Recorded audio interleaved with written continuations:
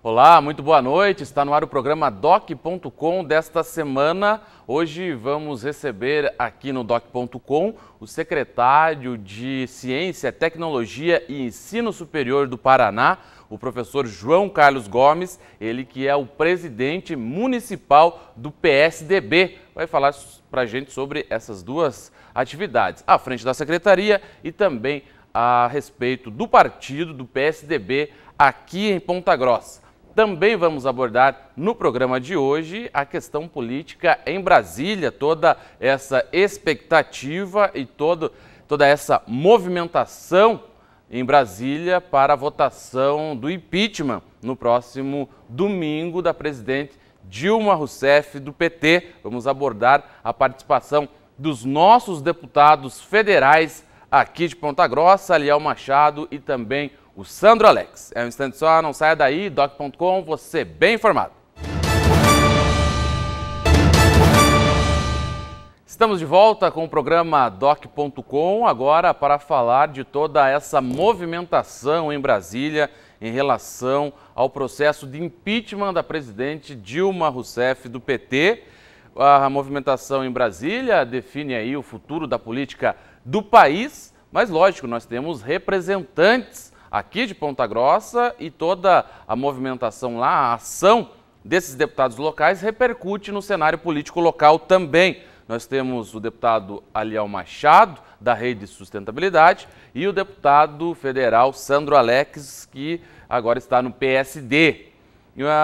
Os holofotes estão voltados mais para o Aliel Machado, porque ele foi aí membro titular da comissão especial realizada na Câmara para decidir sobre a admissibilidade ou não do processo de impeachment, e o que repercutiu foi o voto do Aliel Machado contrário à admissibilidade, contrário ao impeachment da presidente Dilma Rousseff. O deputado Sandro Alex era suplente nesta comissão e não chegou a votar. Quem votou foi o titular.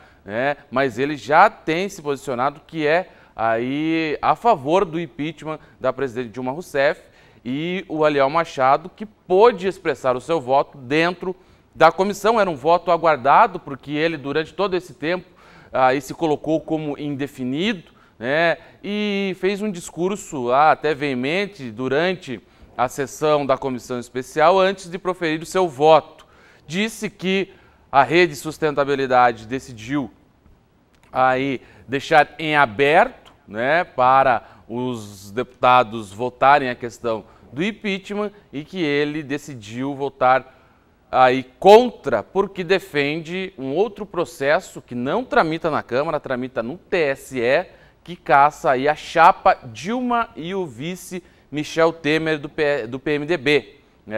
E por isso seria contra, disse ele, que não poderia aí concordar com o impeachment e deixar o governo para o Michel Temer, que ele sequer conhece o plano de governo do PMDB. Mas, diante de toda essa mobilização, esse apelo popular, principalmente aqui em Ponta Grossa, uma pesquisa mostrou que 88% das pessoas entrevistadas são favoráveis ao impeachment da presidente Dilma Rousseff por N questões, essa questão do petrolão e tudo mais, mas o que é o teor do processo de impeachment são as famosas pedaladas fiscais, aí que incorre em crime de responsabilidade, aí na lei de responsabilidade fiscal. E nesse contexto entre prós e contras, o Aliel Machado decidiu então votar contra o impeachment, e isso repercutiu demais, nas redes sociais. Aí também até alguns jornais apócrifos acabaram sendo feitos aqui em Ponta Grossa, e realmente as críticas foram muito grandes em cima do Aliel Machado, que a população, como eu falei, 88% numa pesquisa aqui em Ponta Grossa. Ele teve aqui em Ponta Grossa 61 mil votos, dos mais de 80 mil aí que o elegeram, e esperava-se que ele votasse aí de acordo com o que a população de Ponta Grossa pensa. Porém, ele assumiu a responsabilidade, falou: eu pago o preço do meu voto, mas vou votar contra o impeachment e realmente a esquerda, né, a esquerda que defende aí o governo Dilma Rousseff, o apoia, o restante aí das pessoas que são contrárias aí ao governo federal estão com as críticas muito intensas, repercutiu inclusive na Câmara Municipal de Ponta Grossa. Vários vereadores manifestaram aí, criticaram, né, a posição do Aliel Machado em relação a esse voto, né? Nós procuramos aí o deputado Aliel Machado, a sua assessoria informou que ele estava em sessão na Câmara e que não iria se pronunciar em relação às críticas dos vereadores. O mais veemente foi o Daniel Mila, vereador do PV, que disse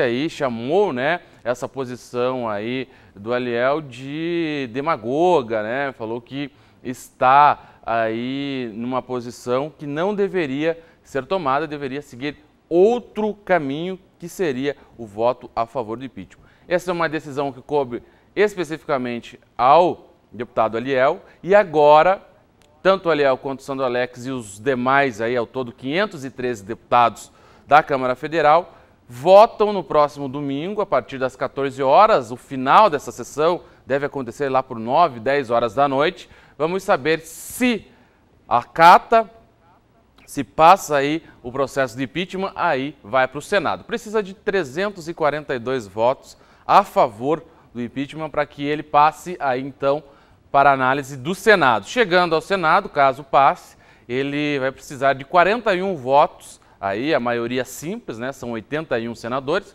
maioria simples para acatar. Aí sim, se tiver esses 41 votos, abre-se uma nova comissão e a presidente é afastada aí por no máximo 180 dias, até 180 dias, para que nesse período tome uma decisão sobre a cassação ou não do mandato. Estão marcadas mobilizações no domingo pelo país todo, tanto a favor do impeachment quanto a favor da Dilma, né, do governo federal. Aqui em Ponta Grossa existe um movimento preparado, organizado para domingo a favor do impeachment, que vai acontecer na Praça Barão de Guaraúna, ali na Igreja dos Polacos, inclusive com um telão ali transmitindo a votação na Câmara Federal. E vai ser uma pressão muito grande em cima dos deputados. Por quê?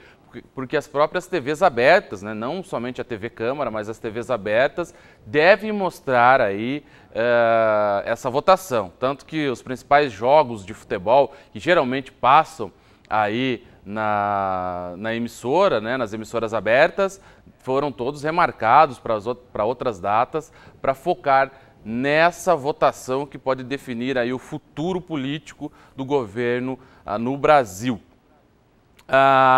O deputado Aliel deve voltar a votar contra o impeachment e o deputado Sandro Alex, do PSD, vai votar aí, já anunciou seu voto a favor do impeachment.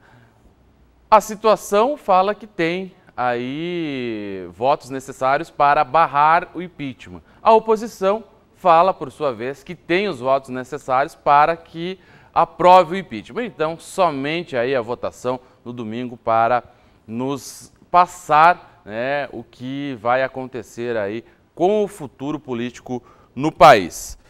Trazendo um pouco para o nível local, nós entrevistamos no programa passado os dois candidatos, vocês puderam ver, os dois candidatos à presidência da CPG, Associação Comercial, Industrial e Empresarial aqui de Ponta Grossa, o Eduardo Salamacha, advogado, e também o Douglas Taques Fonseca, ele que é empresário rural e engenheiro civil aqui em Ponta Grossa. A eleição aconteceu na última segunda-feira e a chapa encabeçada pelo Douglas Taques venceu a eleição no voto. Porém, a chapa encabeçada por Eduardo Salamacha ingressou com uma ação no judiciário, né, na justiça, alegando haver irregularidades na inscrição, no protocolo que deve ser seguido aí pelo estatuto, né, da CPG, dizendo que existem irregularidades na chapa vencedora. essa questão está no judiciário, uma liminar suspendeu o resultado da eleição, ou seja, não se pode assumir até que se tenha uma decisão final em relação ao teor desse processo. A administração atual, a direção atual da CPG, com o empresário Newton Fior, ela vai até o dia 17, né? Então, portanto, a partir da semana que vem, quem assume interinamente é o presidente do Conselho de Representantes da CPG, que é o Sérgio Leopoldo, ele que era presidente da CPG antes do Newton. E até que se tome uma decisão na Justiça, fica sob o comando aí interino do Sérgio Leopoldo. Esperamos que a Justiça decida logo, afinal de contas, a CPG, uma entidade importantíssima aqui para a nossa cidade, vários ali associados, que representa aí a classe industrial, empresarial, comercial, como o próprio nome já diz. Vamos aguardar a decisão na Justiça. E na última segunda-feira também ocorreu aí na Câmara Municipal de Ponta Grossa o encontro regional do PMB, esse novo partido, o Partido da Mulher Brasileira. A presidente nacional do partido, a Suede Aidar, esteve presente e nesse dia foi lançada a pré-candidatura do vereador Júlio Killer para a Prefeitura Municipal de Ponta Grossa, ele que já havia manifestado aí esse interesse, dizendo inclusive aqui em entrevista recente ao programa Doc.com, e lançou aí a pré-candidatura a prefeito. Ele que é vereador aí, está no seu terceiro mandato e esteve à frente da Secretaria Municipal de Assistência Social aqui em Ponta Grossa. Em entrevista com o Júlio Killer, ele falou que não tem nenhum desentendimento, não tem nenhum problema político com o prefeito Marcelo Rangel, que deve ser candidato à reeleição. Júlio Killer foi secretário do Rangel, mas acredita que está no seu momento de se lançar pré-candidato. Ele que almeja, planeja ser candidato a deputado estadual em 2018 e para ganhar visibilidade aí pretende disputar a Prefeitura Municipal de Ponta Grossa. Nessa leitura aí do PMB, ela quer realmente, é a proposta do partido também elevar o nome, é um partido novo e somente no pensamento do partido, somente apresentando candidatos nas principais cidades do país, que vai ter aí visibilidade, a visibilidade necessária aí para se transformar aí num partido de médio e grande porte. Bem, esses foram os destaques desta semana neste bloco. A seguir, nós vamos ter uma entrevista com o professor João Carlos Gomes, ele que é secretário de Estado da Ciência, Tecnologia e Ensino Superior, também é o presidente municipal do PSDB. Vamos falar com ele a respeito dessas duas atividades. É um instante só, não saia daí. Doc.com, você bem informado. Estamos de volta com o programa Doc.com. Nesse programa vamos falar a respeito de uma importante pasta do governo do estado, a pasta de Ciência, Tecnologia e Ensino Superior, por onde passam aí os investimentos para as nossas universidades. E para isso vamos conversar agora com o professor João Carlos Gomes, ele que é o secretário à frente da pasta. Boa noite, professor. Boa noite, Eduardo. Boa noite a todos que estão nos assistindo. É um prazer estar mais uma vez aqui conversando com você para que a gente possa trazer algumas informações sobre a nossa pasta e outras informações que forem importantes para que a gente possa conversar com todos.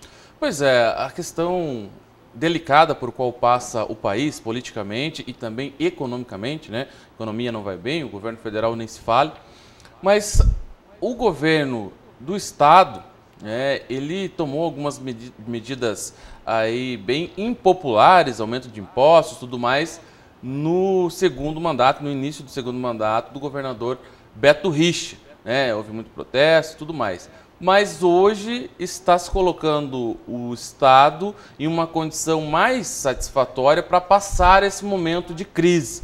Como que vocês, né, e também todo o governo, né, avalia essa situação, essa ação do governo do Estado que se reflete hoje? Veja bem, em primeiro lugar, essas ações, essas medidas que foram tomadas, já iniciaram no final de 2014 e, como você colocou, durante o ano 2015, inclusive algumas medidas continuam sendo tomadas exatamente, sejam elas a questão de impostos, na realidade foram adequações de alíquotas de impostos, né, que havia uma disparidade entre algumas alíquotas no nosso estado e outros estados, né, e também, não só isso, mas como também a própria diminuição do custo da máquina administrativa, porque não adianta você aumentar a arrecadação e não diminuir a despesa da máquina administrativa. Então, o governador Beto Richa, na época, ainda em 2014, final de 2014, início de 2015, nós foram cortados 1.000 cargos em comissão do governo do Estado. Essas medidas foram tomadas, adequações de alíquotas do imposto e outras medidas.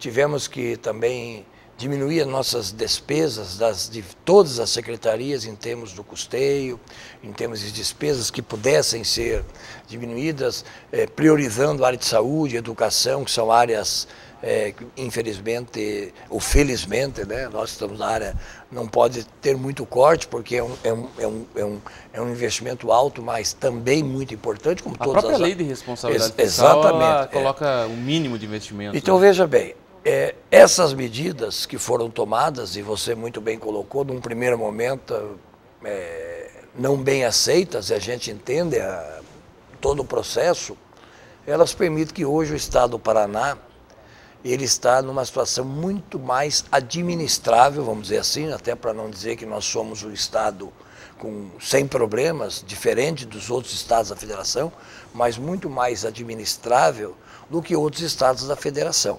Inclusive, ontem, coincidentemente, o Paraná, segundo uma avaliação de um grupo inglês, o The Economist, classificou o Paraná como, na América Latina, o estado mais atrativo, veja bem, o estado mais atrativo para investimento. O que isso representa para nós, Eduardo, e para os que estão nos assistindo? A vinda de novas empresas, criação de novos empregos, melhor arrecadação. A nossa região, inclusive, é um dos exemplos que nos últimos anos, né, graças a essa Paraná competitivo, ao apoio dos municípios da região, a parceria com o governo do estado, atraímos muitas indústrias, empresas novas, pequenas, médias e grandes empresas, que fez com que novos empregos fossem gerados na cidade e na região. O ano passado, o Paraná foi considerado também o segundo estado em melhor para se investir no Brasil, numa outra grupo que fazia avaliação, agora o estado mais atrativo para investimento na América Latina. E isso no momento de crise econômica é essencial. Não, e veja bem, 2014, porque esse levantamento ele é feito, me parece, eu li a matéria, a cada 2 anos, agora foi para 2016 e 2017. 2014 e 2015 o Paraná nem constava na relação, agora estamos em primeiro lugar. Então veja bem, o Paraná hoje é um estado que está investindo, tem recurso para investimentos, né? Estamos hoje conseguindo pagar os salários dos nossos servidores em dia, que é um investimento grande, né? Infelizmente, outros estados, infelizmente, porque é difícil outros estados não estão conseguindo pagar salário dos seus servidores e os investimentos estão acontecendo. Então, essas medidas que você colocou, que o governador Beto Richa tomou no final de 2014, durante o ano de 2015, e continuamos tomando algumas medidas, permitiram que nós estejamos nessa situação. Muitos estados, ou os outros estados, infelizmente, não tomaram essas medidas na época certa. E nesse momento que a crise está mais aguda, é muito mais difícil tomar medida, porque você tomar uma medida antipática num momento mais tranquilo, ela é mais administrável. Quando você toma uma medida antipática num momento de crise aguda, ela torna-se muitas vezes inadministrável. Então, essas foram essas medidas permitiram que nós possamos hoje dizer que o Paraná é um dos estados, não vou dizer o único, até porque posso cometer uma injustiça, que está numa situação mais administrável em termos de país. E recentemente foi anunciado aí um aporte financeiro para a educação, para... Pesquisa. Pesquisa, não, né? Exatamente, você veja bem. Coincidentemente, no início da semana, no Jornal da Manhã, de edição nacional, de uma emissora de TV, uma matéria triste para nós que trabalhamos na área da educação, da ciência, da pesquisa, dizendo que um dos maiores estados da federação, até por questão de ética, não vou aqui citar porque não vem ao caso, desde o mês de novembro não paga bolsas dos seus pesquisadores, dos seus alunos de pós-graduação, dos seus alunos de iniciação científica, certo? E no mesmo semana, 2 dias depois, nós lançamos lá no gabinete, no Palácio Iguaçu, com a presença do governador Beto Richa, do presidente da Fundação Araucária, professor Dr. Paulo Blofeld, que é uma das entidades ligadas à nossa secretaria, 6 editais somando 20 milhões de reais. Então, 20 milhões de 20 milhões de investimento em pesquisa. Em pesquisa. Só para o nosso telespectador entender, na prática, esses 20 milhões vai para quem? Quem vai utilizar? Vai? São 6 editais, desde editais na área de saúde, editais na área de pesquisa básica e pesquisa aplicada, que o pessoal que trabalha nessas áreas da universidade conhece, investimento em eventos voltados à área de divulgação da ciência, onde a Fundação Araucária trabalha com editais, onde o nosso professor, ele pode ou a instituição participar desses editais, esses recursos serão repassados para instituições ou para os pesquisadores, para investimento em bolsas, para investimento em material de consumos, em equipamentos para o desenvolvimento dessas áreas na pesquisa. Então, veja bem, é um recurso considerável e, principalmente, num momento de crise, um recurso que vem, inclusive, trazer uma motivação, porque o Paraná ele tem uma característica muito interessante, Eduardo. Talvez até pela origem das nossas universidades estaduais no interior do estado. O Paraná é um estado que tem 7 universidades estaduais. Em termos de número de universidades, é o maior do país. O segundo é a Bahia, que tem 4, o terceiro São Paulo, que tem 3. Mas se nós falarmos não em número de universidades, mas em número de alunos, em investimento, número de alunos, nós temos quase 100 mil, São Paulo tem 170. Só que São Paulo tem 40 milhões de habitantes. Nós temos 11 a 12 milhões, 11 milhões, temos 100 mil. Então, temos 2 ou 3 vezes mais que São Paulo na proporção. O terceiro estado é Bahia, com menos de 50. E na parte financeira, o Paraná, nesse ano de 2016, o investimento em ciência, tecnologia e ensino superior chega em torno de 2 bilhões e 300, 2 bilhões e 400. Só na área das universidades, na área da folha de salário, do custeio de investimento, chegaremos próximo a 2 bilhões de reais. Somos um dos maiores orçamentos do Estado da nossa secretaria. Isso mostra o compromisso. No Paraná, o ensino superior público, gratuito e de qualidade é uma política de Estado, certo? Então, o governador Beto Richa, apesar de toda essa dificuldade que se passa no país, ele tem prioridade. Tanto é que hoje nós podemos dizer, pontualmente, que o melhor salário de professores das universidades públicas brasileiras, sejam elas estaduais ou federais, está no estado do Paraná. Então, isso faz. O que isso representa? Primeiro, representa uma motivação para os colegas que estão trabalhando na universidade. Somos 8 mil professores, dos quais mais de 90% mestres e doutores. Então, a pessoa que tem um salário digno, um salário condizente com a sua qualificação, com a sua dedicação, e nossos professores são dedicados, e também atrai novos colegas que venham trabalhar nas nossas instituições. Então, é um momento difícil que passamos, mas, felizmente, o Estado do Paraná, através das medidas tomadas pelo governador Beto Richa, hoje podemos dizer que estamos numa situação administrável. E a área de ensino superior, a área de ciência e tecnologia é uma das áreas mais prioritárias do governo Beto Richa. Isso é uma questão aí, como você falou, de política de Estado. Até porque não se pode aí parar com a pesquisa, com Sim. a evolução, né? E também aumentar a qualidade do ensino das universidades, né? É muito importante ter várias universidades, ter muitos professores, mas é preciso capacitá-los cada vez mais, para que formem alunos cada vez mais capacitados. Veja bem, muito bem colocado, Eduardo. Nós somos 7 universidades estaduais, das quais 5 já consolidadas. As mais antigas, que é a Universidade de Ponta Grossa, a Universidade de Londrina e a Universidade de Maringá, as 3 estaduais, do final da década de 60, como universidades, é claro, já eram faculdades anteriores. Depois tivemos, na década de 90, a UniOeste, e agora, no início desse século, né, a Unicentro, né? E mais recentemente tivemos a UEMP, no norte, pioneiro, e a Unespar, que é multicamp.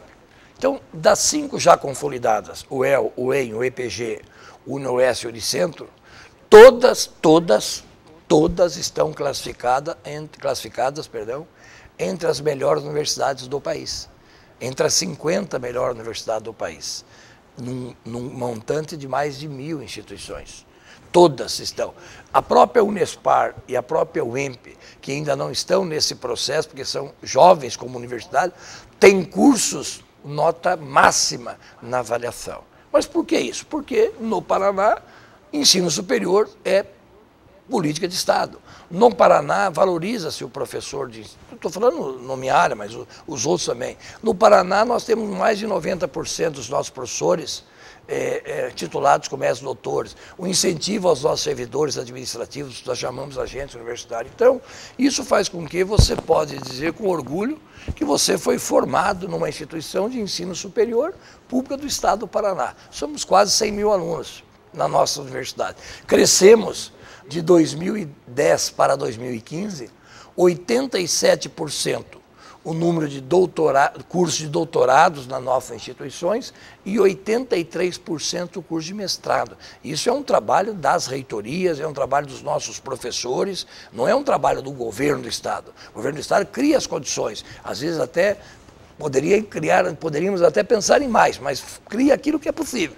E com o apoio, e com a dedicação, e com o trabalho dos nossos professores, com a administração das universidades, com nossos agentes universitários, nós pudemos crescer 80%, Eduardo, os cursos de mestrado e doutorado nas universidades estaduais do Paraná. Então, eu tenho orgulho em ter sido aluno de uma universidade, ser professor, ter estado reitor de 3 gestões e hoje ser secretário de Estado na área, porque as nossas universidades são excelentes, tem professores dedicados, trabalhando, servidores administrativos e os nossos alunos também de primeira linha. Hein? Tá certo, a gente vai para um rápido intervalo. Na sequência, a gente volta continuando essa conversa com o professor João Carlos Gomes, ele que é secretário de Estado da Ciência, Tecnologia e Ensino Superior. É um instante só, não saia daí, doc.com, você bem informado. O programa Doc.com está de volta na entrevista com o professor João Carlos Gomes, secretário de Estado da Ciência, Tecnologia e Ensino Superior do Governo do Paraná. Professor, logicamente que a secretaria ela atende todas as universidades, né, e com investimentos aí em toda essa área de ciência, tecnologia e ensino superior. Mas falando aqui, né, já que estamos falando ao público pontagrossense, a UEPG, nossa querida UEPG, eu falo querida porque sou formado lá, tenho muito apreço, né, pela universidade.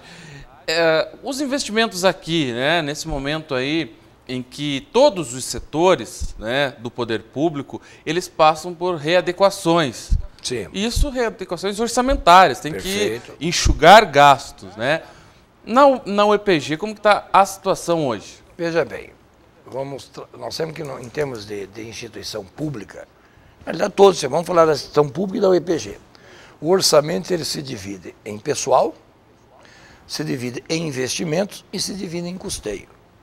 E o orçamento não é só orçamento do Estado, a universidade também, por competência, ela acaba arrecadando através de convênios e prestação de serviço outros recursos, tanto do próprio governo do Estado, através de convênios com outros órgãos, e do próprio governo federal, através de agentes financiadores. Então, a Universidade de Ponta Grossa, ela tem sido muito competente também, graças à qualidade dos nossos professores, a atividade dos nossos servidores, o apoio da reitoria, ela tem sido também muito competente na conquista de recursos que, erroneamente, nós chamamos de extra-orçamentário, porque tudo é orçamento. Sim. Caiu dinheiro na instituição orçamentária. Faz parte do orçamento. Então, veja bem, então no caso, vamos falar dos recursos do governo do Estado.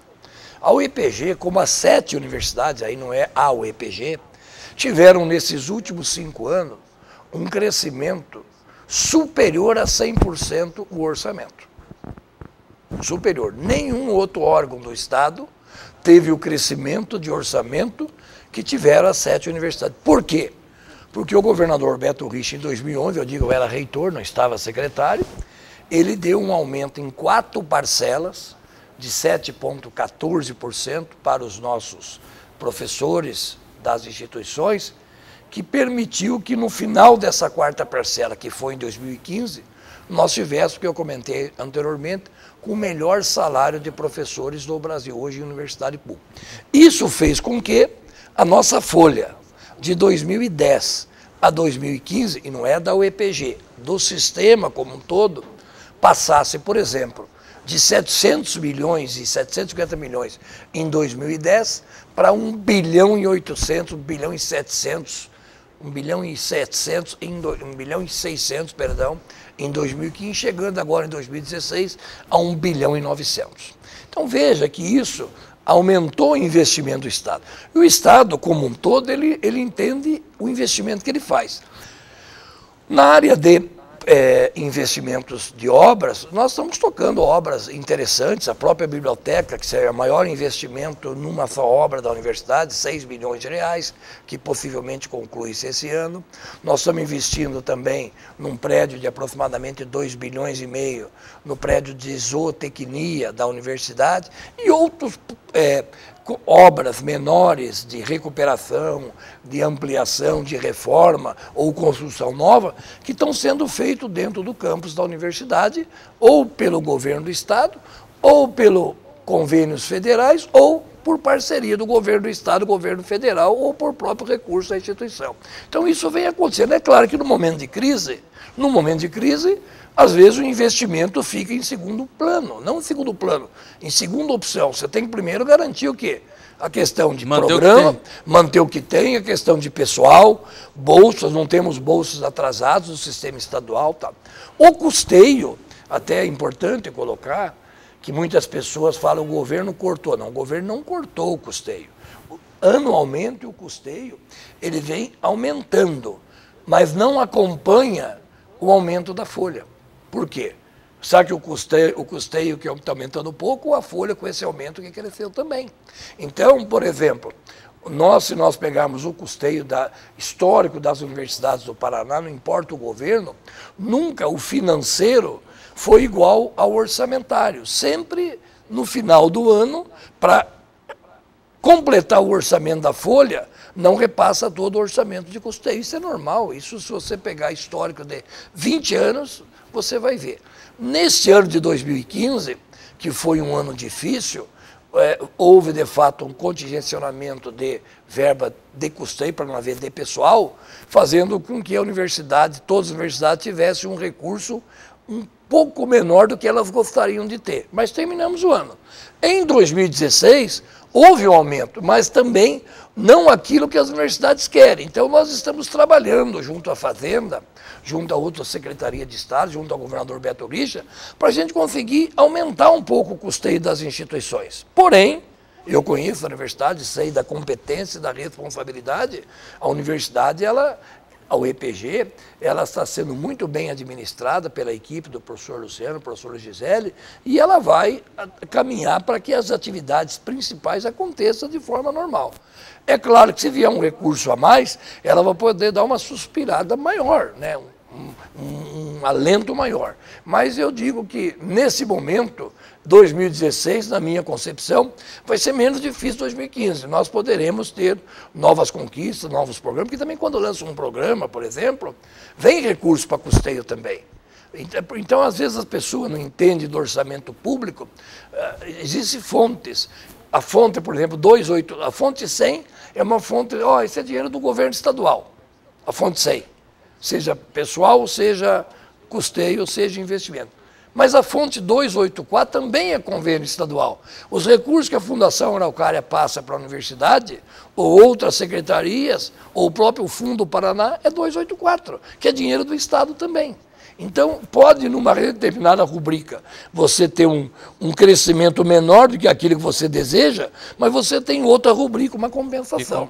Então, na realidade, uma universidade que teve nesses últimos 4, 5 anos, praticamente dobrou o seu orçamento, ela não está sendo, vamos dizer, não está tendo um olhar ruim do governo, não é a UEPG, as 7 universidades, mas de fato nós estamos trabalhando para ajustar algumas questões. Mas... E a questão que envolve o hospital regional, que passou a ser Hospital Universitário Regional dos Campos Gerais.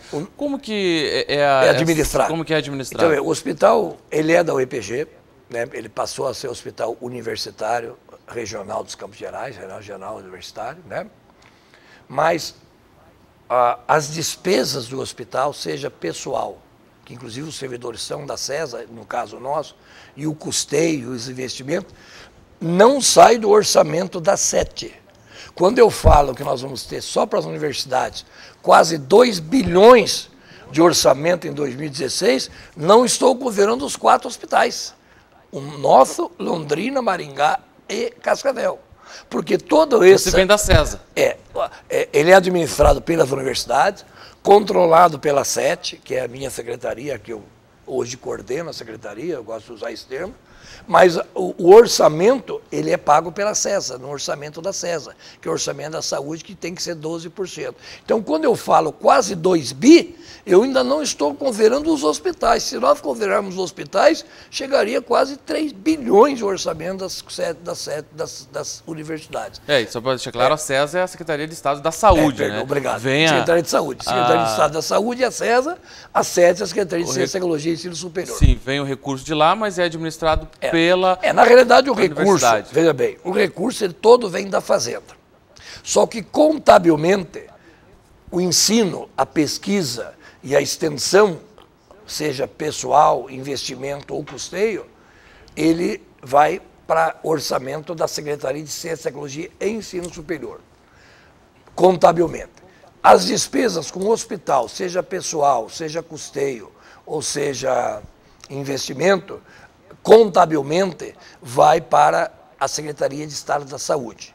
Então, isso daí é um sistema muito dinâmico. Então, eu diria para você que o nosso hospital vai muito bem. Primeiro, muito bem administrado. Está evoluindo, né? Muito está num processo de evolução. Claro. Porque quando foi inaugurado e eu estava lá, era só o prédio, né?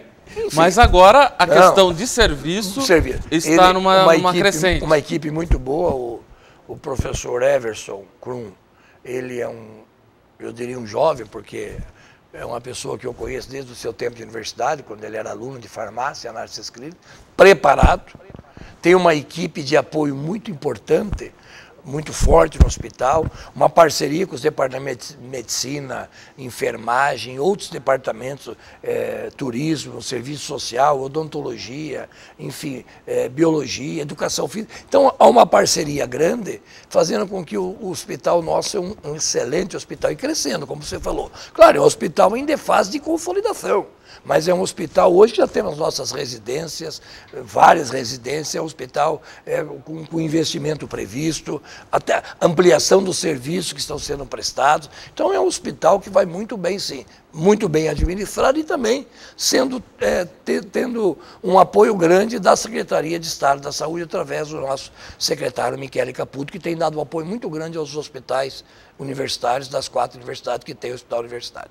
E é interessante falar que quando se fala em hospital universitário dos Campos Gerais, realmente, né, atende toda a região.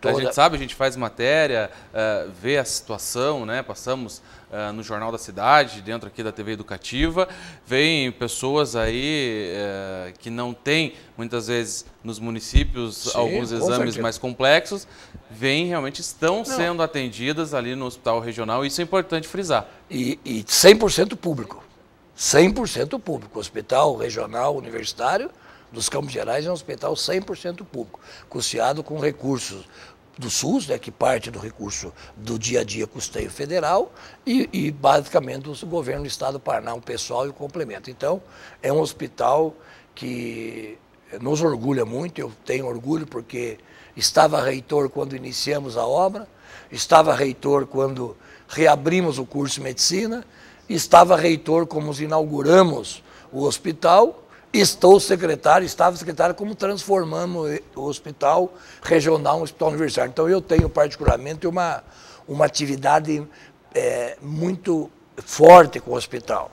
Foi na minha gestão como reitor que ele foi iniciado, foi na minha gestão como reitor que ele foi construído e inaugurado, foi na minha gestão como reitor que nós reativamos o curso de medicina, foi na nossa gestão, na nossa gestão, minha do professor Luciano, da nossa equipe, que nós implantamos os primeiros cursos de residências médicas no hospital, e foi na minha gestão como secretário que transformamos o Hospital Regional, o Hospital Universitário. Então tem um vínculo não só administrativo, mas um vínculo afetivo com esse hospital. E tenho muito orgulho de, quando entro no hospital, vejo os corredores, até porque corredor não existe, é um modelo de, mas aquele salão grande lá, aquele hall grande de pessoas sendo atendidas. Deu um grande apoio à população, serviço público de Ponta Grossa e de toda a região dos Campos Gerais. Ah, sim, eu lembro bem também desse processo.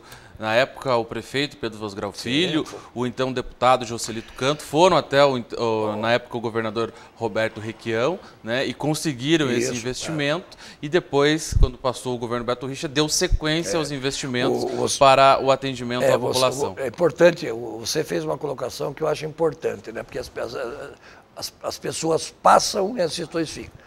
O nosso ex-prefeito Vosgrau, como prefeito, foi um parceiro importante junto ao governo do estado para que fosse construído em Ponta Grossa, que fosse construído o hospital regional, e tivemos uma participação importantíssima do então deputado Joselito Canto para que o hospital fosse construído dentro do campus da universidade. O Joselito, eu diria a você, o Pedro como prefeito e o Joselito como deputado foi indispensável para que hoje nós tivéssemos um hospital regional. Inclusive, através dessa briga, né, dessa reivindicação no Joselito que o hospital viesse para o campus, muitas vezes as pessoas não conhecem o Joselito. Eu conheço porque eu trabalhei com o Joselito, fui secretário de Educação do Joselito por algum período e fui secretário de Planejamento do Joselito. Conheço o Joselito.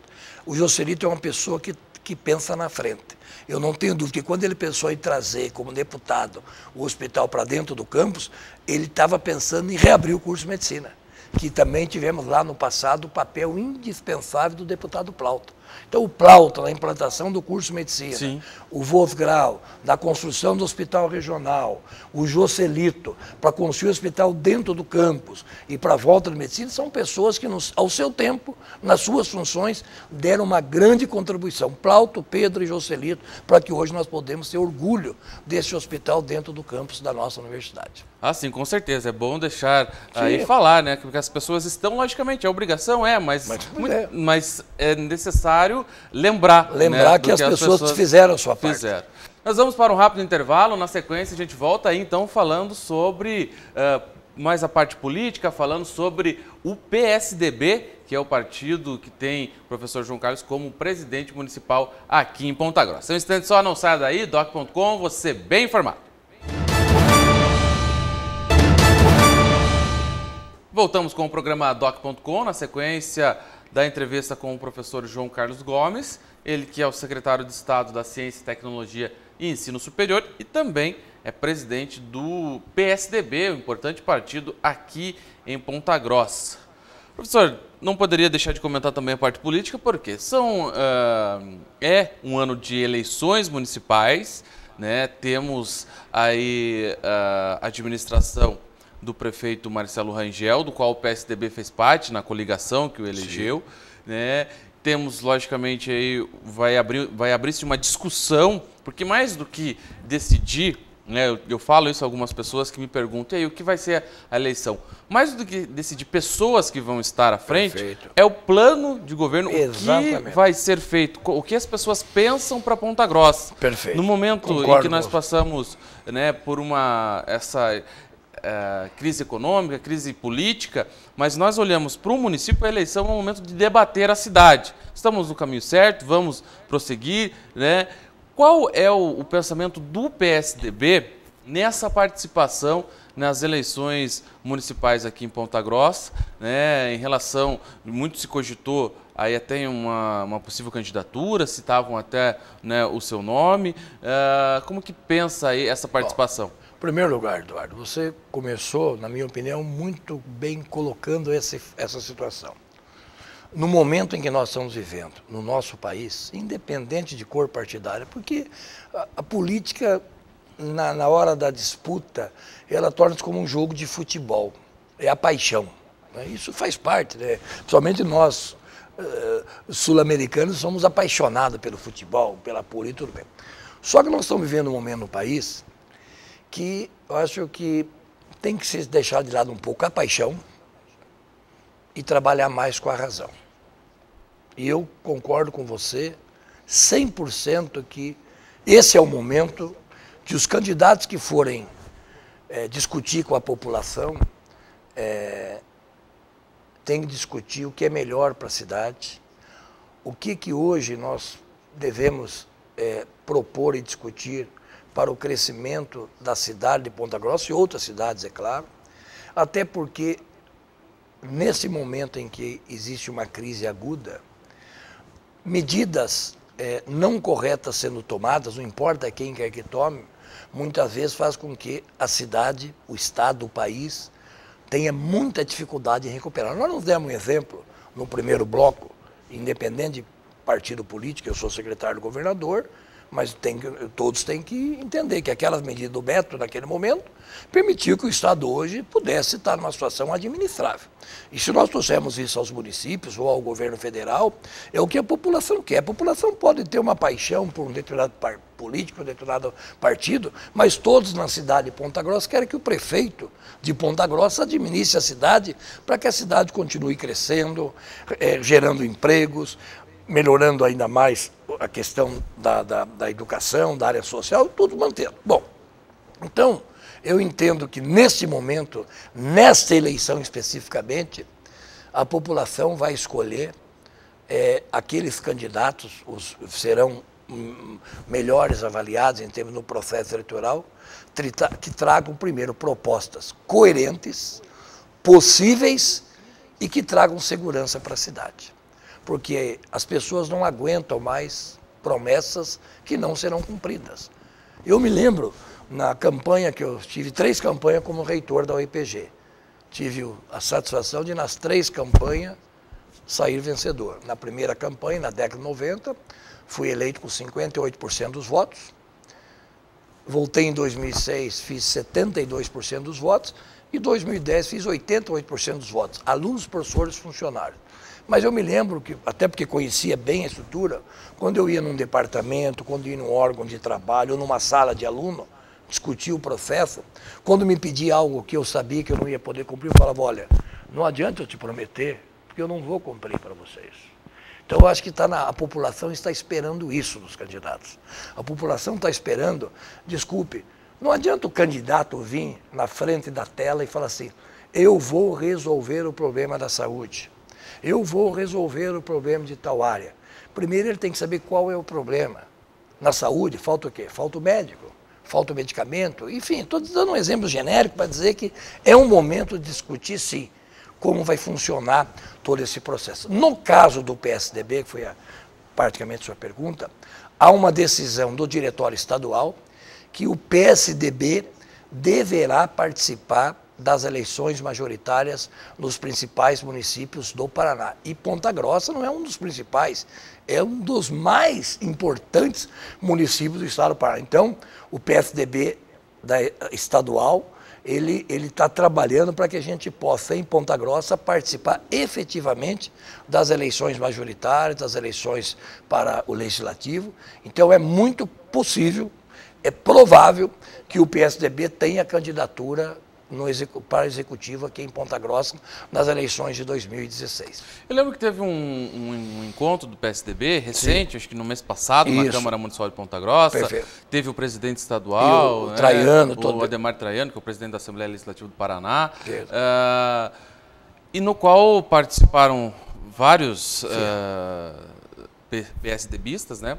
correligionários, e o prefeito Marcelo Sim, Rangel sim. esteve presente. É um indicativo que pode caminhar junto novamente? O Marcelo, desde o processo eleitoral, é um parceiro do PSDB, é um parceiro do Marcelo, o Marcelo é um parceiro do PSDB, o PPS, que é o partido do prefeito Marcelo, é um parceiro do governador Beto Richa da Assembleia, só que nesse momento o partido ainda está discutindo a participação no processo, tá entendendo? A primeira não é ideia, a primeira definição do partido é participar efetivamente do processo das eleições majoritárias. Eventualmente, é claro que nós podemos, na realidade nenhum partido participa sozinho. Temos que deixar claro, não existe um partido que vai participar de uma eleição majoritária sozinho. Ele vai ter que coligar com 1, 2, 3 ou mais partidos, né? Então, seja uma candidatura a prefeito, uma candidatura a vice-prefeito. Mas, num primeiro momento, a intenção do partido é o lançamento de uma candidatura a prefeito em Ponta Grossa em 2016. Então, isso é ainda, claro, que é um processo de discussão com outros partidos, com outras agremiações, para que a gente possa chegar num denominador comum no momento certo. E quais seriam os nomes para possíveis candidatos? Olha, veja bem, nós temos talvez aí o primeiro nome a ser citado é o prefeito Pedro Vosgrau, né? Uma pessoa que foi prefeito 3 vezes da cidade, fez um excelente trabalho, eu diria que é o principal nome do nosso partido para concorrer às eleições municipais em 2016. Ele participou conosco de reuniões com companheiros no ano passado, esteve presente aquele dia, não pôde ficar até o final porque tinha compromisso, mas no início daquela atividade esteve lá. É um nome que nós teríamos como uma opção importante para a cidade e para o partido. Pela minha participação no governo, como ex-reitor, como hoje secretário, pela experiência que nós temos na administração pública, também seria um nome também que poderíamos levar em consideração. Mas nesse momento nós estamos trabalhando numa discussão de o que é melhor para a cidade em termos de proposta, para que a gente possa, tendo a candidatura, apresentar uma proposta da social-democracia para Ponta Grossa, porque entendemos que nós podemos dar a contribuição a Ponta Grossa, visto que, inclusive, essa parceria aí futura, forte, estamos continuando com o governo do Estado através do governador Beto Richa. E qualquer que seja a decisão que o PSDB tome aqui em Ponta Grossa, vem com o apoio do governador, né? Vem com o apoio do governo do Estado. Seja apoiando alguém ou com uma candidatura própria, a candidatura do PSDB, o apoio do PSDB em Ponta Grossa, automaticamente está totalmente vinculada ao apoio do governador Beto Richa. E o governador Beto Richa já demonstrou nesses 5 anos de gestão, 4 anos, de 2011 a 2015, 14, e agora 2015, início de 2016, o carinho, a gratidão e o apoio que ele tem dado a Ponta Grossa e toda a região dos Campos Gerais. Por certo, hoje, Eduardo, é a região que tem não recebido mais investimento, mas com maior oportunidade de investimento dessas indústrias que têm vindo a Ponta Grossa e região, gerando empregos, o apoio do governo em outras áreas, na área de saúde, em todas as áreas, da própria instituição da universidade, enfim. Então, o governador Beto Richa será, sem dúvida alguma, o nosso grande líder nas eleições, não só em Ponta Grossa, como no estado do Paraná, e a participação do PSDB em Ponta Grossa, por certo, passa pela participação efetiva do governador Beto Richa. É bom lembrar também que o PSDB faz parte, como apoiou a candidatura do Marcelo Rangel, do prefeito Marcelo Rangel, normal que faça parte do governo. E fez parte, está fazendo parte, né? O Eduardo Kalinowski, que esteve até agora, pouco tempo atrás para ser candidato, e outros companheiros, o Alessandro Loza de Moraes continua na Secretaria de Obras, além de outras pessoas do partido que ajudam a governar Ponta Grossa. O que está sendo discutido nesse momento, Eduardo, é o processo agora de 2016. Ah, sim, lógico. Então é um outro processo. Então, foi um processo, agora existe uma outra discussão. Que volta a discussão dessas composições e das candidaturas. Tá certo, então eu gostaria de agradecer a sua presença aqui, professor, mais uma vez. É sempre importante a gente estar levando, e a gente procura isso aqui através do doc.com, do programa, também no nosso blog, que o nosso telespectador já está acostumado, habituado a ver também as informações lá, levar as informações dos homens públicos que nos representam, né? Porque são cargos em que as pessoas passam e deixam o seu legado, né? Deixam a sua forma de administrar, e isso, as ações que são tomadas, a imprensa, a parte jornalística, ela funciona para levar até o telespectador, até as pessoas, os cidadãos que pagam os seus impostos, as informações, né? Passamos hoje aqui muitas informações em relação aos investimentos na área de ciência, tecnologia e ensino superior, que é uma espécie de prestação de contas, até porque esse é o dinheiro do paranaense e do pontagrossense que está recolhido que está voltando em forma de investimento. Perfeito. Né? Então, é muito importante a sua presença aqui novamente. Gostaria de agradecer. Eu que agradeço essa oportunidade e digo que sempre é um prazer, Eduardo, conversar com você para que a gente possa, de fato, levar essas informações à nossa população, às pessoas que estão nos assistindo, para que, de fato, cada um possa fazer o seu juízo, né? E a sua interpretação do que está acontecendo. Então, muito obrigado pela oportunidade.